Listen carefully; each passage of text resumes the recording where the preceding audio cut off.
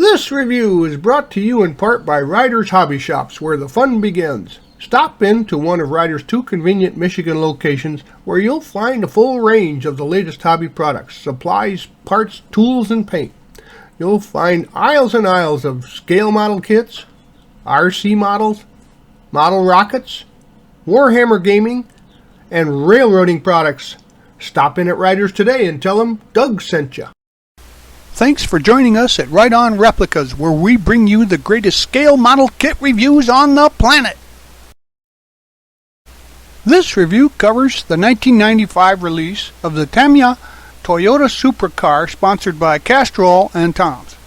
This was an all-new tooling in 1995, but it's still available as a new product that you can buy online. It's kit number 24163.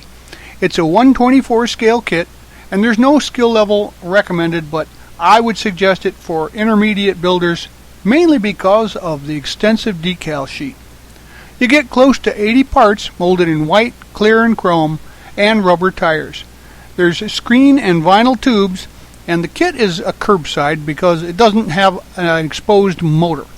There's a full chassis and detailed suspension, and the interior is complete and fully detailed. The body has all the markings in waterslide decals, and it's a one-piece unit. Overall, construction is straightforward, and the fit and finish is good. The Tamiya instructions include direct callouts to the paint colors for Tamiya brand paint. Now, the overall dimensions when finished are 7.5 inches long, 3 1/16 inches wide, and 2 1/4 inches tall. Here are the kit's contents, and some people would call this an open box review.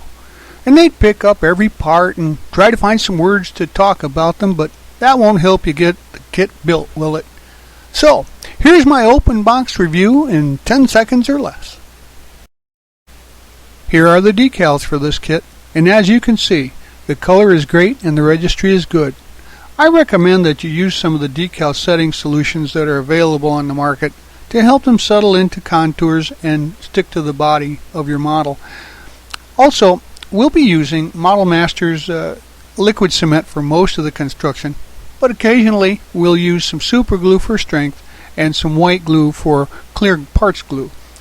Also, please use the manufacturer's suggestions regarding safety guidelines when using any of the products you see mentioned here. The kit starts with the front suspension and the motor transmission. Paint the transmission aluminum with steel exhaust, and the upper A-frame is black, and the lower A-frames are black with a white frame.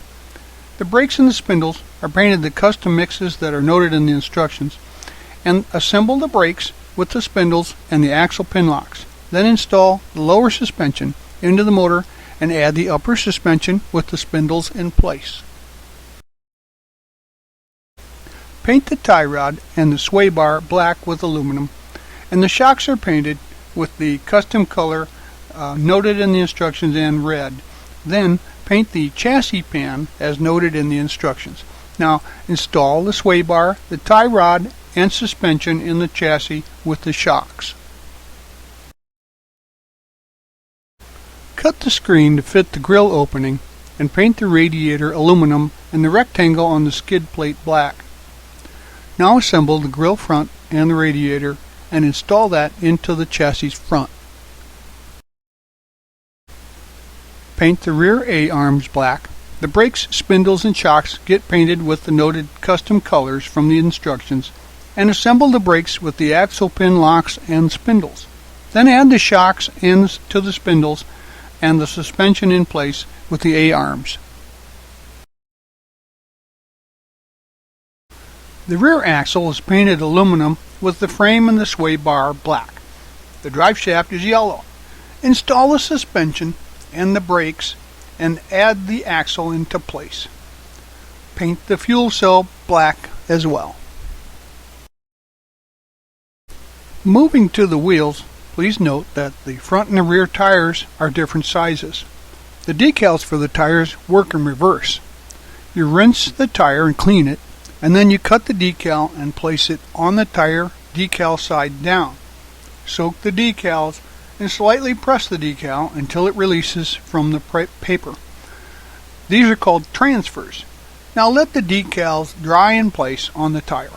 You can give the tire a worn track look by pressing and rolling the tread on a sheet of fine sandpaper, and then paint the inner part of the rim white and add the decals.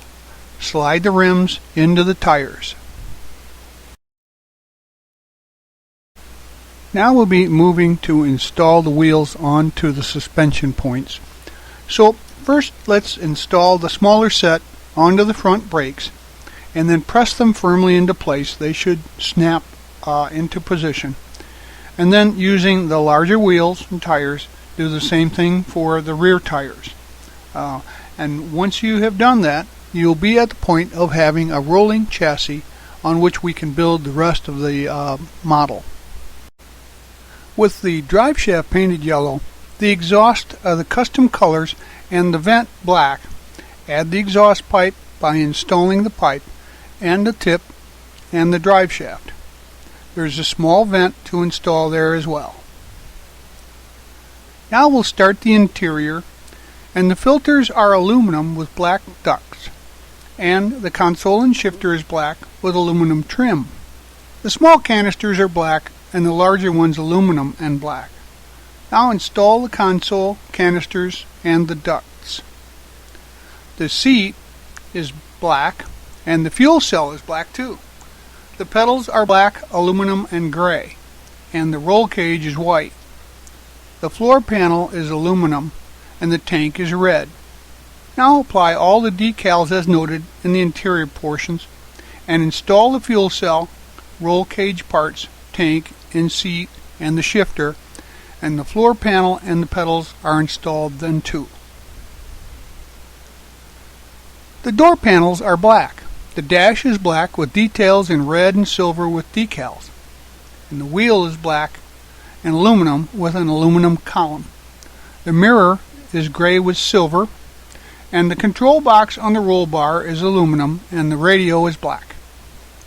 The roll cage is white also. Assemble and install the roll cage and add the mirror, install the door panels and assemble the wheel, the column, and the dash and add that to the cage. Now collect all the parts for the body and assemble the body at this time. It can be painted as a whole unit and installed. Wet sand the body and look for any blemishes at this time. There's some light parting lines that you'll have to pay attention to.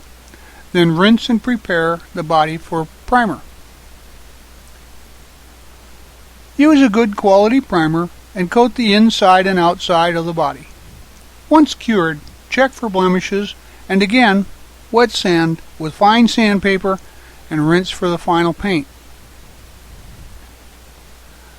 Now you can paint the body with a bright white paint as this is replication of a specific race car. Well, now we'll add the decals, and it takes time. I would do the stripes first, and then once cured and dried, add the sponsors and then the body decaling and finishing. Once again, use some of that setting solution to help the longer pieces go into place and stick to the body. Now paint the taillights transparent orange, transparent red, transparent and clear. And then the center panel of it is black with aluminum trim. The front lights are transparent orange. And on the glass, the frosted area of the windows on the side are black. Then install the glass parts with some white glue or clear heart cement. Add the mesh to the grille sides and the rear panel into the rear spot.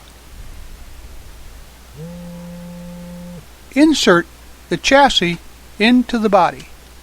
The red arrow first, then the yellow second, and the blue last. No glue is needed there. Now install the headlights and the lenses. The pull hook is red and installed in the slot on the bumper. The wiper is black and installed there. Add the rear glass at this time and the rear tail light lenses. and the pull hook there is red and installed on the slot in the bumper too. The spoilers are black, and they're mounted under the bumper on each side of the fuel cell. The only unused parts we had left are the stock mirrors and some leftover screen. Well, there you have it. Many Toyota kits are curbside kits, but they can still be challenging and look great when they're done. This chassis is quite detailed, and in fact it's more intricate than most Revell and AMT kits. That alone makes up for lack of a motor to some people.